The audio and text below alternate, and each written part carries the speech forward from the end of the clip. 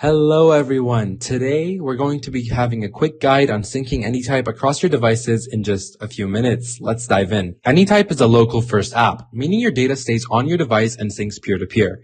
To start, download Anytype on all your devices, phone, tablet, computer, any of them, from anytype.io. Step 1. Log in with the same account on each device. Use your recovery phrase or create a new account if you're starting fresh. Step 2. Check your sync status. Open Anytype and look for the green dot in the top corner.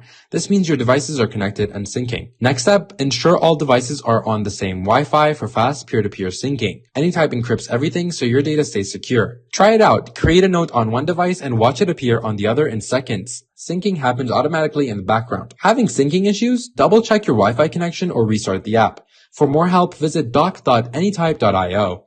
That's it, guys. You're now syncing Anytype like a pro. Stay organized and we'll see you in the... Having syncing issues? Double check your Wi-Fi connection or restart the app. For more help, visit doc.anytype.io. That's it, guys. You're now syncing Anytype like a pro. Stay organized. Don't forget to like, share, and subscribe, and we'll see you in the next video.